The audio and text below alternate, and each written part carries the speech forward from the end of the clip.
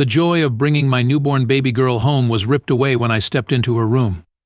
Her beautiful pink nursery was destroyed, the walls repainted black, the crib broken, and all the toys were gone. But it was my mother-in-law's cruel reason that shattered me most.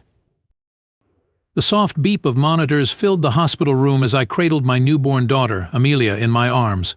Her tiny fingers wrapped around mine, and I couldn't help but marvel at her perfect features. Those tiny feet, button nose. She was perfect. The C-section had been tough, but holding her made it all worth it. "She's beautiful," Rosie, my husband Tim, whispered, his eyes glistening with tears.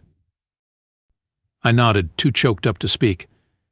After months of anticipation, our little girl was finally here.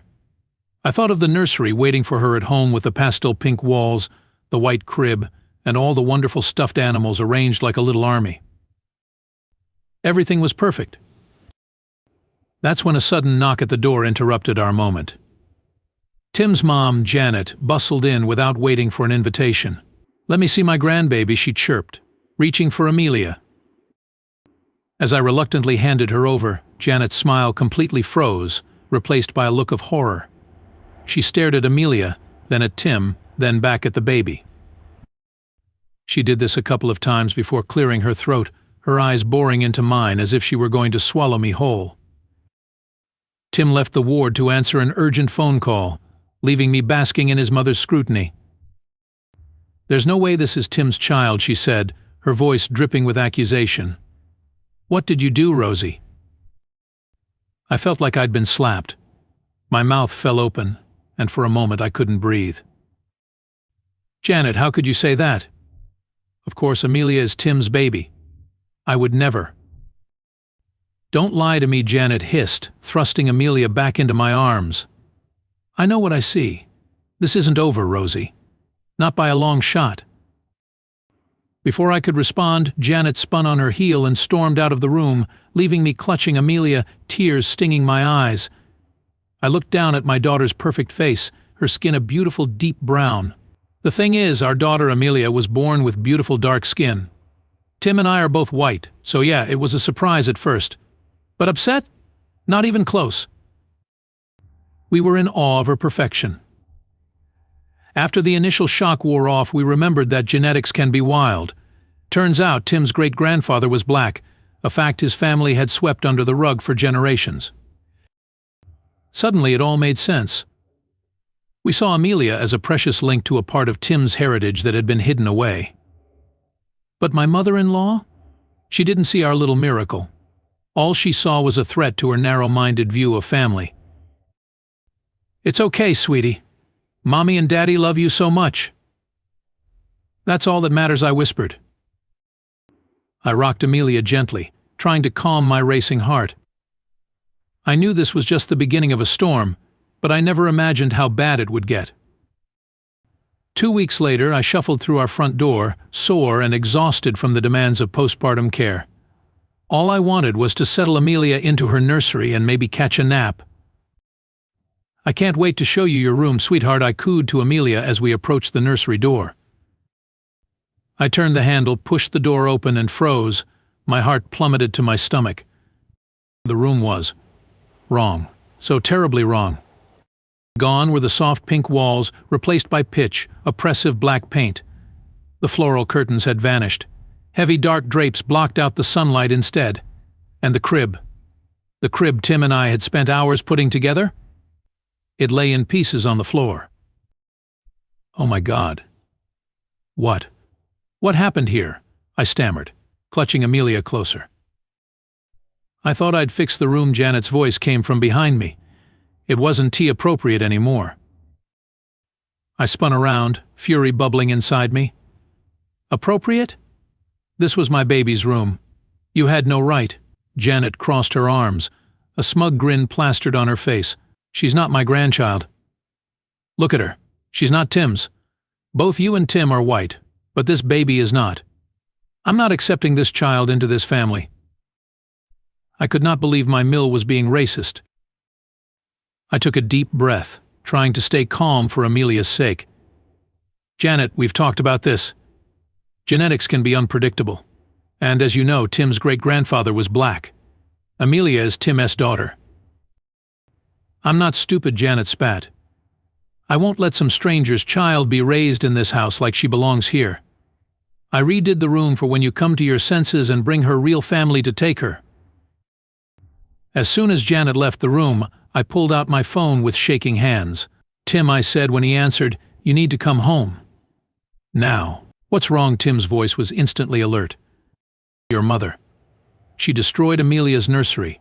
She's saying Amelia isn't yours because of her skin color. Please, I can't handle this alone. I'll be there in 15 minutes. While I waited, I paced the living room, rocking Amelia gently.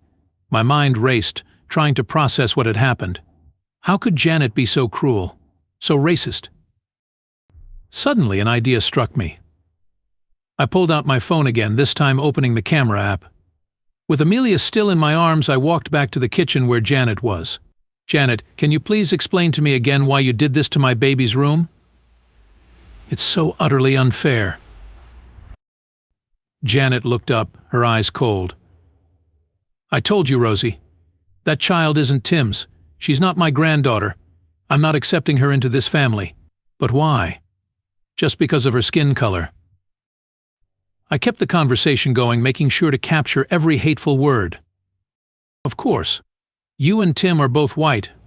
This baby's skin is dark. She's clearly not his. You've been unfaithful, and I won't let you trap my son with another man's child. You're such a disgrace to this family, Rosie. With that, Janet stormed to the stove, not knowing what awaited her next. I felt sick to my stomach. When I had enough evidence, I started taking pictures of the destroyed nursery. I'm going to show everyone exactly who my mother-in-law really is, I whispered to myself. I quietly slipped my phone back into my pocket and retreated to the living room, holding Amelia close. A few minutes later, Tim burst through the door, his face thunderous. Where is she? Tim strode into the kitchen, and I followed, my heart pounding. Mom, what the hell did you do?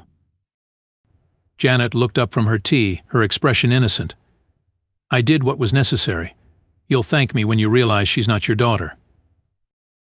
Tim slammed his hand on the counter, making us all jump. Are you out of your mind? Amelia is my daughter, my flesh and blood, and if you can't accept that, you'll never see her. Or us. Ever again. Janet's face crumpled. What? You're choosing them over your mother? I'm trying to protect you. Protect me? From what? Love? Family? Pack your bags, Mom. You're leaving. Now. After Janet stormed out of the house, slamming the door behind her, Tim and I collapsed on the couch. Amelia miraculously slept through it all. I'm so sorry, Rosie, Tim whispered, pulling me close. I never thought she'd go this far. I leaned into him, letting the tears fall. What are we going to do? The nursery. Tim squeezed my hand. We'll fix it. Make it even better than before. But first, I have an idea, I said. We're going to expose her for who she really is. I recorded her, Tim. When she was making those horrible comments about Amelia. The world needs to know what kind of person she is. Tim's eyes widened, then a slow smile spread across his face. Yeah, you're right. She might be my mother. But what she did is so unfair. She needs to be taught a lesson. We posted the photos and video on social media, tagging every family member we could think of. The caption read, Guess who needs biology lessons? My Mill. This is what happens when she refuses to accept her own granddaughter because of the color of her skin. My baby Amelia deserves better. Some people fail to understand that love acceptance go beyond superficial differences. Black or white. My child is my universe. And I won't sit back and watch anyone mock my baby, even if it's my own Mill. If need be, this mama bear will stand up for her child like a lioness. The response was immediate and overwhelming. Comments poured in, condemning Janet's actions. Family members called, offering support and apologies. Even Janet's church group reached out, horrified by her behavior. "I can't believe how many people are on our side," I said to Tim as we scrolled through the responses. Just then, his phone buzzed with a text from his sister. "Oh my God," he gasped. "What is it?" I asked, peering at his screen. "Lily sent the post to Mom's boss. Mom, she got fired." I sat back, stunned. Wow. I didn't expect that. Tim ran a hand through his hair. Me neither. But I can't say she didn't deserve it. Weeks passed, and slowly, life settled into a new normal. We repainted the nursery, this time a gorgeous shade of soft pink that made Amelia's eyes shine. Tim's sister helped us pick out new furniture, and soon the room was filled with love and laughter once again. One afternoon, as I rocked Amelia in her new glider, Tim came in with a strange expression on his face. "What is it?" I asked, immediately concerned. He held up his phone. It's Mom. She's demanding to talk to us." "What did you say?" Tim sat on the ottoman, his face hard. "I told her she's not welcome here. Not now, not ever." "Good. I don't think I could face her after what she did." Tim reached out and squeezed my hand. "We're done with her toxicity. Amelia deserves better." I nodded slowly. Actions have consequences. Maybe this will finally make her realize how wrong she was. Just then, Amelia started fussing.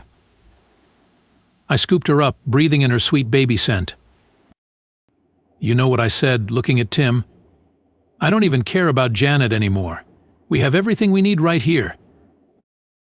Tim smiled, wrapping his arms around us both. "You're right. This is our family, and it's perfect just the way it is."